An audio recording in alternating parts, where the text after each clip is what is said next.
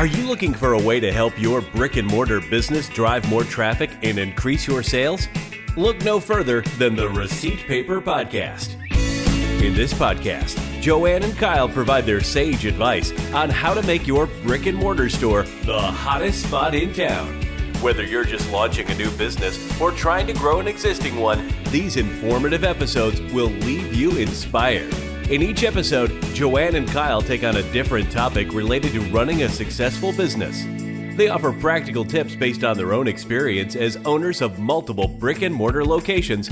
So whatever challenges you're facing, they have actionable advice for you. From finding a location and executing your build-out, to merchandising and customer experience, to sales and marketing, Joanne and Kyle have you covered. With helpful advice from these experienced entrepreneurs, you are sure to learn how to increase your sales and have your business running out of receipt paper in no time.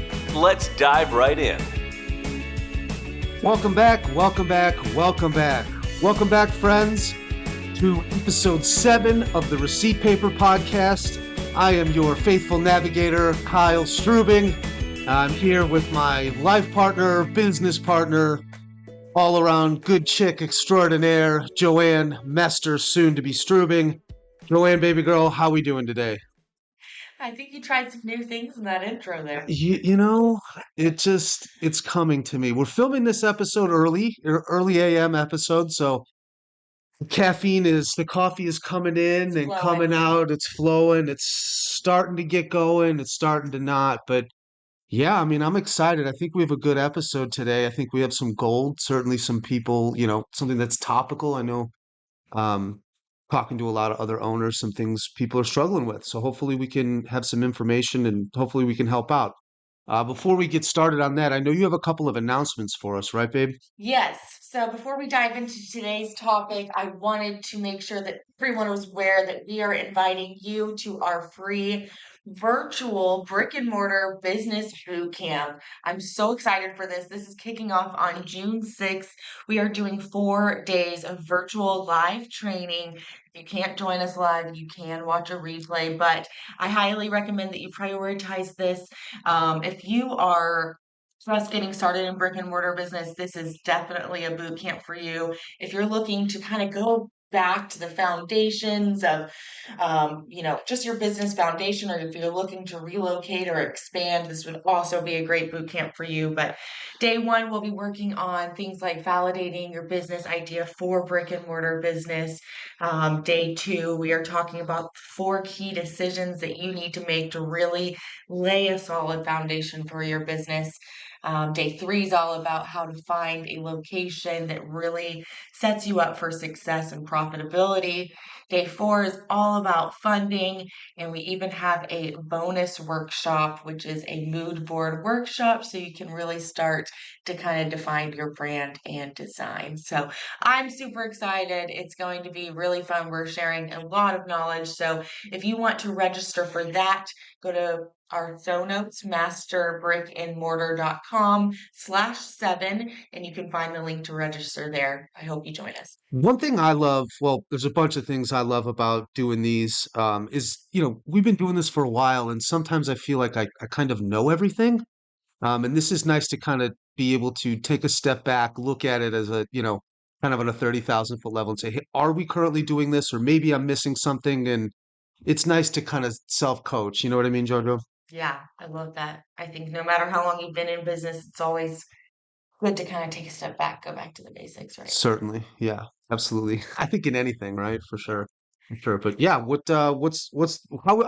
know I skipped over this, but how was your week? How has the week been going? Um, how is this store? I mean, the store's been great, right? Store's great. We just wrapped up our semi-annual sale, which we talked about last week. Right. And I was just telling Kyle this morning. So we sent out our email campaigns, and we always send a lot of emails the last minute. People don't buy until the last minute, we found. And so getting in front of them at the last minute, those last few hours, that last day, really works well. And we had a ton of sales come in overnight, and that was really exciting. We ran the sale for days and days and days. And of course, the last second, but it is, I'm never going to complain with, getting money over the, while I'm asleep, certainly. But it's amazing to see it. Well, it never fails. People always wait till the last second. Yeah, so if you're running a sale, don't freak out about it until the last minute because people wait. They wait till the last minute to buy, but But also, you got to capitalize on that yeah. urgency. You have to capitalize on that urgency. For sure. And if you didn't listen to last week's episode, I highly recommend it. Yeah, All about how to run a semi-annual sale and what emails. I'll provide you our exact emails that we used right. that we sent last night and worked really well. Yeah, it's been busy with the expiration of the old services and now getting them into the new services. It's a tried and true formula. Something that I enjoy. Some new faces, some old faces you haven't seen before in the store. It's definitely exciting, and I'm excited. I'm excited. I saw some of the people that came through. It should be it's definitely always a good time. Yeah. Always a good time for sure. But yeah, you want to get started? You want to go on the topic? Enough messing around. We can Enough chit chat. enough chit chat. Yeah, let's Yes. dive right in. So today we're going to provide you some practical advice on hiring and training employees for your small business.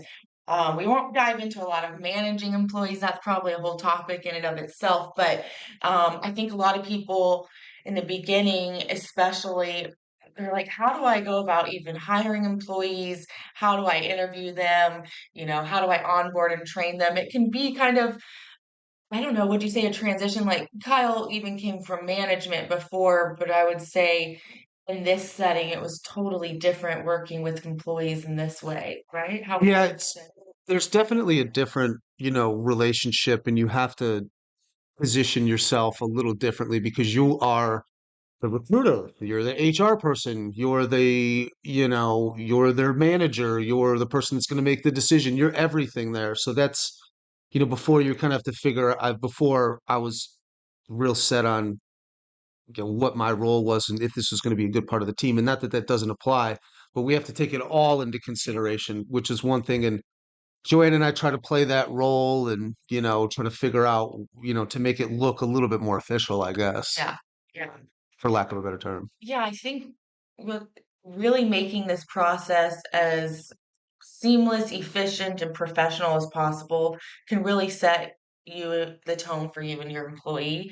Um, a lot of employees working for small businesses, if it's too casual, it can not come off as a job that they take And seriously. we've been guilty of this. Yeah, I personally have been guilty of this. yeah, So you have to keep that in the back of your mind. Perception is reality yeah. for them. You just have to. Yeah, if you make this process a bit more professional, employees will look at it as somewhere that they want to be long term, somewhere that they can grow.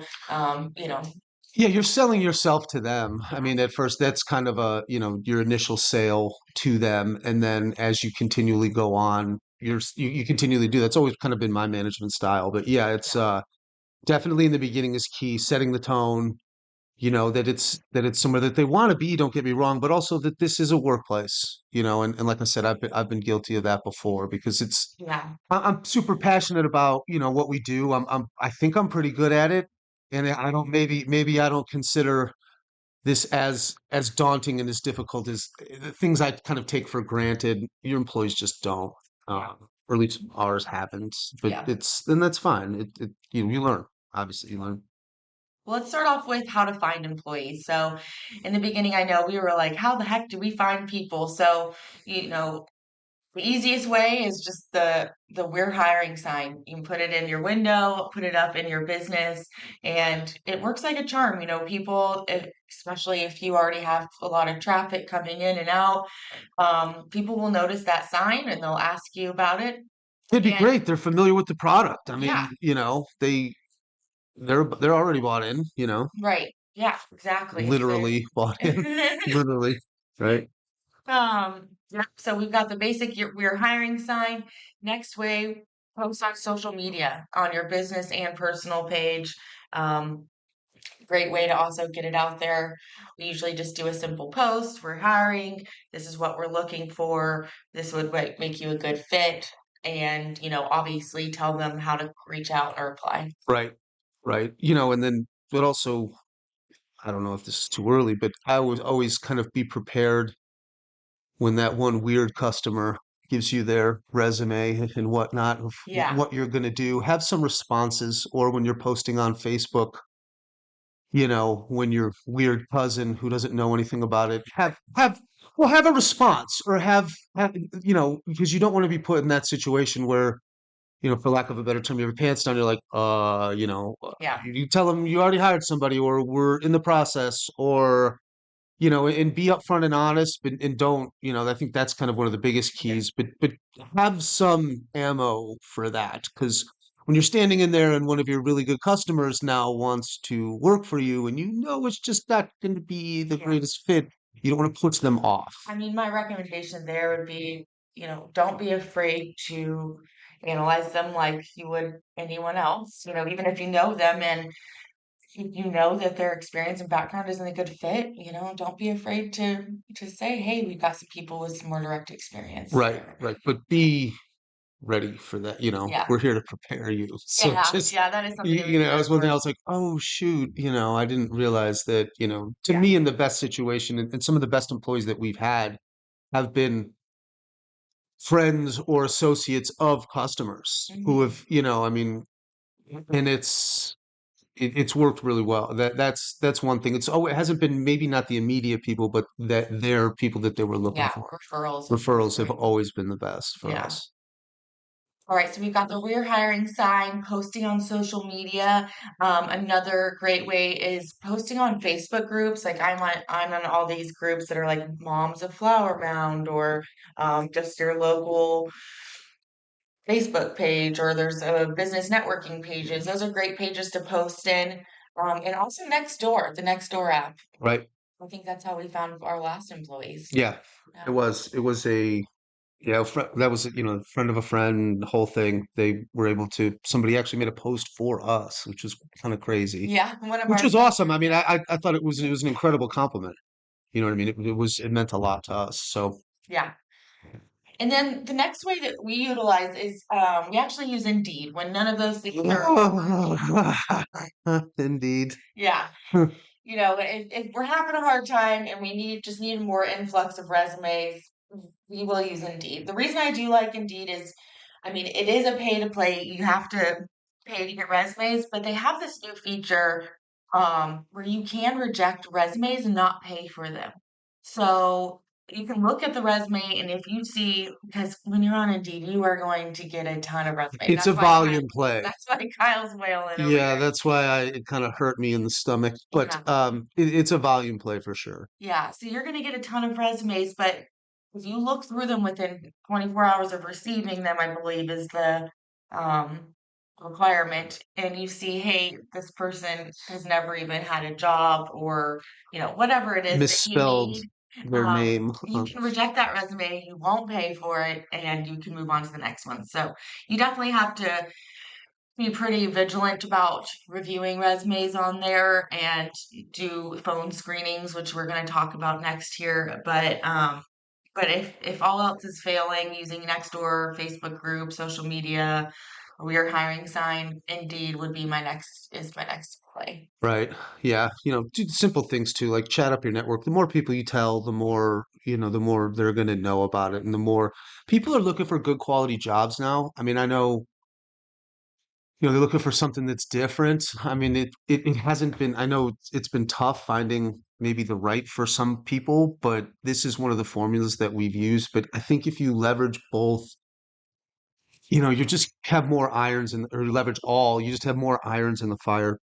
You know how it is. Once you have none, you have none, and when you have one, Yeah. you have multiple. It's just, that's just how, I mean, And the last thing I'll mention here before we move on is people will come in and ask for jobs, and even if you don't have an opening, take their resume right, for the future, because there could be some great candidates that come in. Write their name down, take their resume, whatever it is. That way, if your employee leaves a week later or 2 weeks later, you've got somebody that you can right. call. So have those resumes on standby and don't be afraid to keep them. And I force them to send a resume right away. I Yeah. mean, that's like the biggest thing. Well, send me your resume. Well, I don't have a resume. Well, make something up. You know, like, come on, man. Like humor me here. I don't necessarily, and a lot of these people, I don't necessarily care per se of their resume, in general, but I just want to know that, can you put together a document? Can you follow direction? How You bad know, do you want this how job? bad do you want this thing? Yeah. So a lot of, and I think we'll get into some of this, but a lot of this stuff isn't necessarily what was produced. It's the fact of that they go through the motions, Yeah. Yeah. but yeah, Yeah. So you can have a formal application. Some people I've yeah. seen, we don't do that. We just ask them for a resume, and we have them email it to us. Can they use email? Can they Can they use use email? Can they formulate a sentence? Can they, um, yeah. are they going to follow up? I mean, Yeah, we take a look from there. We screen the resumes. Kyle and I will chat, and then we'll have a phone call with them. If we haven't talked to them in the store, we definitely screen them over a phone call before inviting them in. So this is the next step. And the reason we do this is because we don't want to waste our time or their time having right, them come in if they can't have a general conversation. You can actually tell a lot over the phone. We ask things like, A, what's their availability? If they don't have the right availability, there's no sense in them coming in at all. right. How far are they? Especially, I've noticed with a lot of our Indeed resumes, they're like an hour and a half away. And even if they're like, oh, I don't mind driving, that is a tough one, like you just want to make sure like that they have that reliable transportation, that they can get there. You don't want to put yourself in a pickle there. Get to know their background on that phone call when you're screening them. And you can usually just get a general idea of their conversational skills on the phone, right? Yeah, that's a big thing. Can they hold a conversation? Are they excited? Do they even remember applying to the job? A lot of times with Indeed, which is why I kind of scoff at, not scoff, but some of these people are rapid fire applying and throwing whatever against the wall, and whatever sticks, it sticks. So you want to kind of make sure that I mean, it would be nice if they remembered kind of what they applied for. Yeah. Not that that's a deal breaker or whatever, but were we just one of 1,000 postings that we had, or did you take time and look at and was this something that interested you? Yeah. Yeah, As opposed to just a job. definitely. And I think it's really important, with that being said, on that phone call, that you tell them about the job. Tell Yeah. them what they're going to be doing. Hey, this is a great job, but there is some cleaning involved. You Yeah. might be cleaning some showers, but you'll also have the opportunity to utilize our services for free as an Sure. employee. You want it to sound enticing, but you also want to set the tone that, hey, this is what you're going to be doing. And if they're not interested, that's their chance to say, you know what, that doesn't sound like a job for me, or that Or sounds they'll really just fun. ghost you altogether. That does happen. It's gonna have this, well, they'll just ghost. So Yeah. yeah, but you have to be you have to communicate very clearly what the expectation is. It's just sort of better for time. I will say this, we try when we do the phone screens, like we typically JoJo does the phone screens because then I can step in and do the interviews.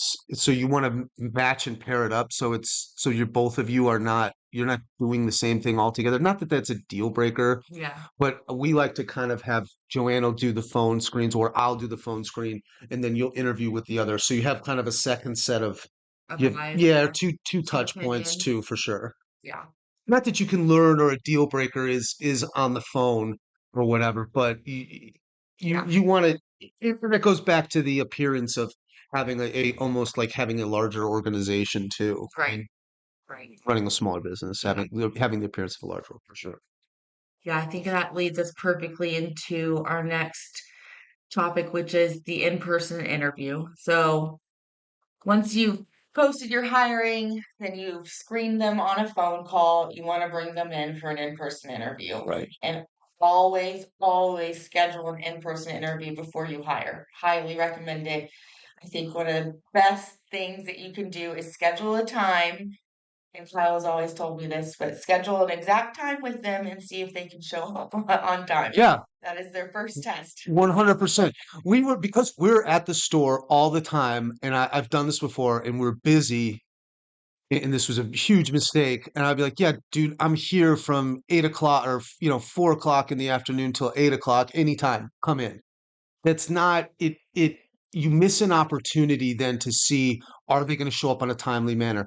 Can they follow directions? Can they get here on time? If not early, are they prepared? Stuff like that. Like, I know it sounds basic and mediocre, but and if they show up 2, 3 minutes late without communicating or whatever, that's what you're signing up for. Like, Yeah. it doesn't get any better than the interview. They're putting their best foot forward. Now that's kind of what you're looking at dealing with, Yeah. moving forward. So it really sets the tone. Like it, and I'm not saying stuff doesn't happen, but if you look and we've noticed like the people that were later for their interview or for, weren't was put together as well, like that was a pattern. Like you could Yeah. see it, it was almost foreshadowing. It really was. And not that, like I said, not that stuff doesn't happen, but then like when stuff happens like that, stuff happens to people that stuff Yeah. happens to. I mean, and when you're a small business, we have one employee working at a time, most of the time. And if they're opening the store, we need to know that they're going to be on time. So for us, being late is just a deal breaker. Like you just Right. can't happen. So that's just a great way to see how they manage their time. Right, for sure. Like that, along with the resume thing, is a test. It's not that you don't have to be there to fit into my busy schedule. It's just, are you, and is this serious for you? Yeah. So Kyle, I know you have experience here. What other tips do you have for somebody that's interviewing? Yeah, 100%. When I'm interviewing somebody, and I'm not super stickler, and I can kind of feel things out. I do believe, and I know this. Some people think this is cheesy, but I like the, prefacing things of saying, "Tell me about a time." Tell me about a time where you had an angry customer. Okay, boom. Well, how did you handle that? Okay, was that how would you have liked to handle that? What did you learn from that? Things like that. Because I feel like there's a lot less BS. You could sit here and say, "Well, what do you think about customers?" They can speak in broad generalities. I think, and that this isn't anything revolutionary. I think they do this Yeah. on every interview from, Chick-fil-A all the way up to CEO. I would think I have an interview for a CEO position, but point being is you're able to kind of pivot towards specifics as opposed to just some vague BSing, Yeah. that's one thing that I do when I interview. I am very I'm very upfront and I'm very honest, again, and say, hey, look, we're cleaning, we're cleaning, we're doing this, whatever it takes. I want to see that how they can demonstrate, are they flexible? Can they take on challenges that aren't necessarily in the handbook, quote unquote? Are they a problem solver? How do they communicate? And hmm ask them straight up, like, tell me about a time where you had a boss that you just didn't get along with or whatever. And what is, why do you think that was? Well, that's because he was a micromanager. He was this, he was that. Okay, fair, and that's Yeah. okay. And it works well for me because I just don't micromanage, and I just don't. Yeah. Well, I think you can learn a lot about somebody in their interview and how you can work with them moving forward, right? Like, I always like to understand, like, what are your strengths and what are you good at? Because if they say, like, I'm really good at social media, I am really good at talking to customers. Well, you know what? I'm going to put them in the front. I'm going to make sure they're talking to customers, and I'm going to be like, hey, if you want to go live on our social media, you can do this. Like, you can utilize those strengths at once, and then people come into the job and they enjoy it I more. feel Yeah, empowered. yeah. Yeah, I do. That's a real good point. Was like, how else? I kind of tell them like, look, like you're not going to retire from here. Like you're not going to make billions of dollars and ride off into the sunset off of this store. But what can I do to help further you in your career? Yeah. When how this ends is you either move on to something else or you're terminated. And I know that that's kind of harsh, but that's the reality of it. hmm But in the time that you spent with us, did you make enough money to feed your family or do whatever it is that you're trying to do, whatever you're passionate about? And that's something that you want to find out. But did you learn something in the time that we spent together here? I used to say that all the time in corporate America. It was like, look, eventually we're not going to retire from here. Did you learn anything from me in our time that wasn't a waste that you can use, to further and better your career? It just Yeah. and I think people appreciate that. And is there somewhere else that I can use you so that maybe if we have a show or a convention or whatever, like would you be more, are you would you be more interested in doing that while I stay at the store? Like I can Yeah. utilize you, whatever, and really, like, I think it just comes down to being able to ask the questions to figure out how you can empower them too. I Yeah. think. I think that's been one of like the employees that we've had stay the longest, are the ones that we really do help them sharpen some skills, like, Yeah. asking them, like, "What are your long-term goals?" We had one that it was to go from our CBD store to a dispensary, and Yep. so, we just helped them a lot with product He knowledge, now manages a and dispensary. yeah, Yeah. Yeah. and so we kinda just helped him really sharpen that product knowledge and sales, and, when he went and applied, we were provided him a great recommendation, and Right. we And it had was worth it though. yeah. I mean, And yeah. and then we've had, other employees who were really big into fitness and they were looking for like sponsorships and things. And we were able to kind of like we didn't sponsor them personally, but back them up with connections and networking and helping them get on our social media and practice there. And yeah, I mean, there's all kinds of ways that you can still provide that opportunity of growth, even though you are a small Right. business. And then we've had other people who just want to do homework and sit there at the store, and that's okay. Like, and just monitor the store and do whatever. And that's okay too. I get it. This is our dream. This is not theirs, Yeah, you know. absolutely. Yeah, and I think, wrapping up this in-person interview, ask them the right questions, but also give them an opportunity to ask you questions. You always want to, you know, you're selling them too on the job. You're right. They got to make a decision too. And, giving them that opportunity to ask you things, really showing them around your business and giving them an idea of, the good parts of working with you. Because it's the worst when you really like somebody and then that they don't want the job.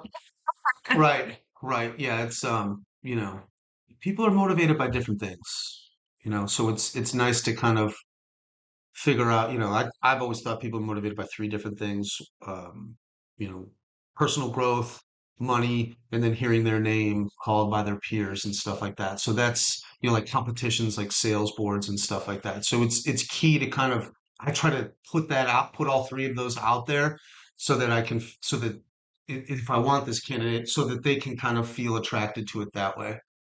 One of the three usually gets them. All right, so let's move on to the onboarding process. Once you put yourself out there that you're hiring, you find people, you screen them for the phone interview, you hold that in-person interview, and then you find your perfect candidate. You reach out and they say, I'm in. Now it's time to onboard them. So the first thing we want to do with onboarding is get them enrolled in payroll. First thing, people, it's what they care about. They want to make sure they're getting paid. We personally use Gusto for our payroll. Super easy to use. We've used it ever since we opened and it's never given us trouble. There will be a link to that in the show notes at masterbrickandmortar.com/7 if you want to check that out there. But during the onboarding process, we also provide an employee handbook. Now, you're probably thinking about this 300-page corporate handbook that you get for all of us that have been in a 9 to 5 before. No, Spiral yeah. bound and a hard, yeah. Yeah, with every question that you'd ever have that you'd never read. But no, I'm just talking about a couple of pages that talk about, your company philosophy. What are your values? What are the expectations? Have them written down, have the communication paths written down. How can they, when should they reach out to you to request off? 2 weeks notice. Those things, just have it written down on paper, give it to them. It really sets that whole tone for them working with you. It's really been awesome for us.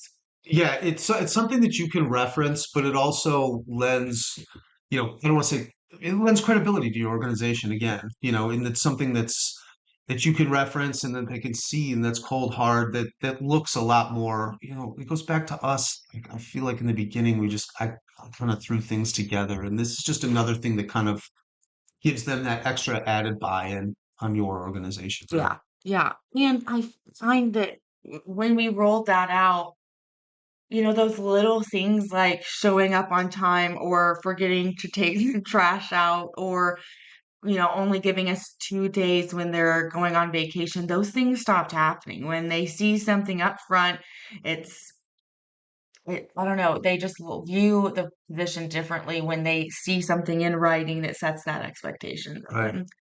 Yeah. So, that's what we do for our general onboarding, and then we schedule training with them. So, we always recommend at least 3 training shifts, if not more. Yeah. Depending on Um, what you're doing, for sure. yeah, For sure. depending on how in depth their job is, we always want to send them, educational content on the product or service, even if they've already used the items or the services. We still want to empower them with as much education as possible. And I found that people learn in different ways. Some people will send them usually like a couple YouTube videos as well as some written content, and some people really like one versus the other. Yeah, Terms that we use on a day-to-day basis that they might not be familiar with, things like that, acronyms for our systems, whatever the case may be. Yeah, it gives them, kind of an idea or an additional, I keep going to this, but additional buy-in, but and then hopefully piques their interest a little bit and they can do some research on their own. I mean, I know we do pretty interesting stuff at the store, I think, but there's different modalities that they have that they can almost fall in love with themselves, because that's the first step, I think, to employee competence is using the products that they currently have, that we currently offer, and that allows them to say, hey, I don't know necessarily about that so much, Mr. Customer, but what I use or what I do is this. And that's just the first level, in my opinion, of just having a mastery of your product or of the job. yeah, That's where it starts. And I encourage them to use all the products, do all the services. Like we even put it into, like, I write it into the training, like, yeah. you're going to float today. Yeah, so I Like, was gonna say, so like day one of training, when they come in, we provide them that educational content, and then we usually give them a bag of a bunch of samples of our product, and we get them on the schedule for one of our services right, right away right, because we want them to be able to. You can't speak to products and services that you've never used, and especially on the services side too. When you're walking through how something works, if you've never done it, it's really hard to walk them right. through that process or explain it to people or sell it to And people. customers can feel that too. They know that you're BSing them. They can, like, they get it, Yeah. and that way it gives them, and hopefully they should fall in love. Your staff members should fall in love with the product and fall in love Yeah. with the service. Yeah. So definitely, take that expense on of handing them some products to take home so that they can really speak to that. We usually do that day one of training. Um, we do 3 shifts of them just shadowing, just watching us and how we interact with customers. When customers aren't in the store, we'll be spending that time with them, walking them through how to sell products, walking through them on education of products. What else, Kyle? No, I'll have them with I'll have them shadow me, but then afterwards I kind of take a step back and say, I think maybe I over explain, but I feel like I do well in saying, hey, look, this is why I did that.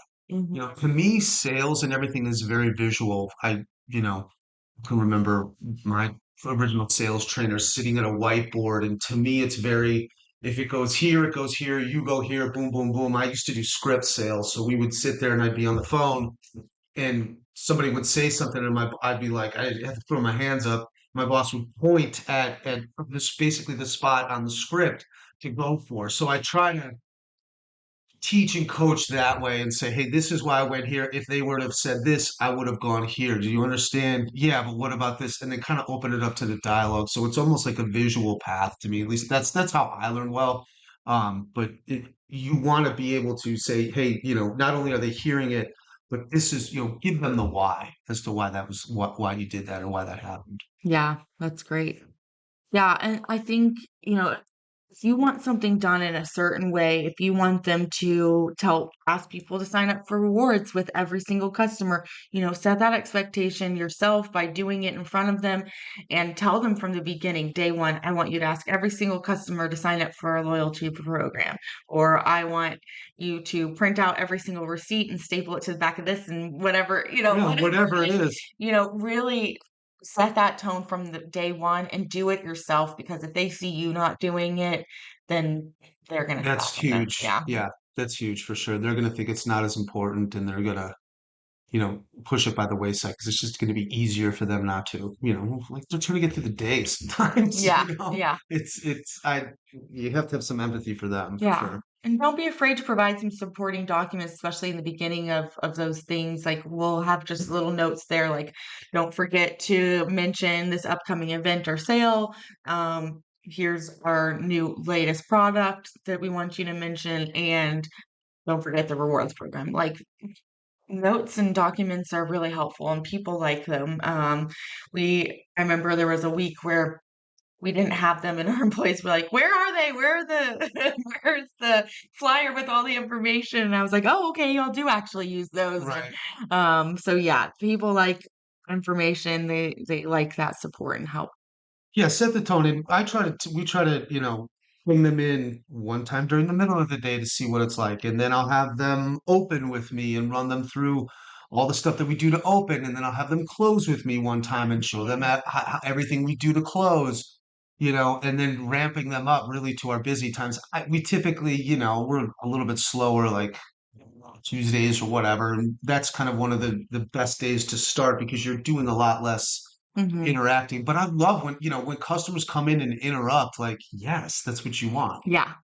That's like live time. And then once they feel comfortable, hey, why don't you engage a little bit? The best employees, like, just will engage. Like, Yeah. they'll just engage. Maybe they don't know that much or whatever, but they'll laugh and they'll ask a question or they'll care or, I mean, like, all of ours really do that. And I definitely enjoy that as opposed to sitting there just like, dumbfounded trying to get through it. They're actively trying to engage. That's another big, Yeah. huge win, I think. For sure. Yeah. And it's so great to have them learning things like how to open and how to close, even if they're only going to be opening, they might randomly do that night shift sometimes. So it's great to just show them that all in the beginning, walk them through those Hopefully things. they're there with you for 2 years or 3 years, however long it is, and then maybe things shift and stuff like that. Yeah. We move schedules. Our employees have gone to school and their schedules have shifted or whatever, and we've been flexible with that. Yeah. I want that. I mean, to me, I'm there all the time anyway, so it doesn't matter if I have help or not. I just run my errands or do whatever I have to do at that time. But it's been, it's nice to keep these people around. Yeah. That's what you want. You want to be able to retain, not only hire them, but be able to retain them. Right. So once we do those shadowing shifts, then we'll transition to their first shift, but we're always there for their first shift. So we won't be like up in the front staring them down, but we kind of let them lead and we're just getting stuff done in the Yeah. background. We're there, so that way they can stick their head around and say, Mr. Kyle, the POS isn't working, or, hey, what's the price on this? Or I can't find this. But, they're always going to have a couple things that they're working through, but we're letting them really take the ownership and lead through. And then we can provide them some feedback. Hey, I heard you talking to the customer about this. I really liked how you did ABC 1, 2, 3. I always lead with a positive. Sorry to Yeah. cut you off there and say, hey, this was excellent. Maybe next time let's try to focus maybe next time let's kind of go start here. Why did you decide? Why did you do this? Not accusatory, but what was your kind of mindset? Where are we going? And then you can change, not the, you can change kind of the thought process as opposed to just the behaviors. Right. Yeah. I like that. But yeah, we're especially we use technology with the scheduling stuff like that too. Like I can tell when it's going to be busy and when it's not, and where some of the choke points are that they might struggle or where they're at. So I don't necessarily even have to be, and Jojo will attest to this, we don't have to be like standing over their shoulder, Right. but I also can't be on the other side of Dallas when we have 3 services that need to be flipped Yeah. at 1 o'clock and I'm in Dallas and it's Yeah. 12:45. Like it's all like we use technology well for that. I'm never too far Yeah, should something get crazy. for sure. And that also helps you. You can look at the ring or you can look at your security thing and say, Yeah. okay, it's getting busy. And as you continue to look at I know you wanted to knock out that Zumba class or whatever, but maybe it might not be the best time if your Yeah. new employee is staring at, 5 services back to back and, Right. You you definitely know, want to prevent that overwhelm with employees in the beginning on that onboarding, stay available, stay around to support and help them that getting through that first few weeks. Yeah. for sure. Um, one one app that we use to manage our employees' schedule is it's called the Crew app. You can download it on your phone for free. It works really well. There's a chat functionality on there where you can have a group chat with your whole team. You can put their schedule directly on there. They can request off directly in there. We love that app. We've used it from the beginning, and it is very helpful. So it's Crew, CREW app. I'll also put the link to that in the show notes. The last thing I wanted to say before we wrap up is we've only had this happen one time, but there are going to be times when you think somebody's going to be great, you hire them, you onboard them, you do the training, and you realize that they just aren't going to work. We did have this happen one time. It was just somebody that, unfortunately, like, could not communicate well with customers, and we really just saw that they were just unable to do the job. Right. And so don't be afraid, spend more than a day with them before you make that decision. But if you do find that they aren't going to be a fit, don't feel that you have to hold on to that employee just because you hired them, I think it's important yeah. to communicate to them that, you are on probation in the first however many days as well. Yeah, like a 30-day probationary Yeah. period.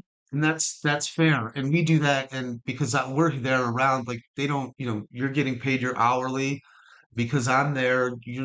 Once you're out of the probation, you can, leverage it with, you'll get your bonuses for this or this or this.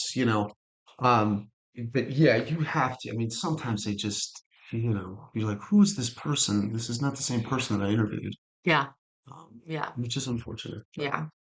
Yeah, we give commission on our products, but we don't do that till they're done with their training. So kind of entices them to get through that training and working on their things. So, all right, Kyle, any last minute tips before we wrap up? No, I think you have to, make a volume play. The best situation that you could be in is a friend of a friend or a customer who turns it in. But yeah, other than that, I mean, just get out there and meet people and make it happen, Captain.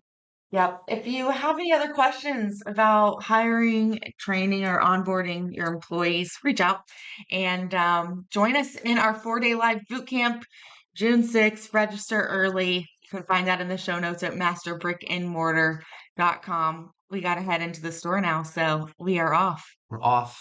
Take it easy. Thank you. See you next time. Thanks for tuning in to the Receipt Paper Podcast, your go-to source of information for starting and growing a successful brick-and-mortar business. Subscribe to hear future episodes and share this content so that more people can access these valuable insights. If you're looking for more resources to help you with your brick-and-mortar business, visit masterbrickandmortar.com or follow us on Instagram at masterbrickandmortar. Thanks again for listening to the Receipt Paper Podcast. We'll see you in the next episode.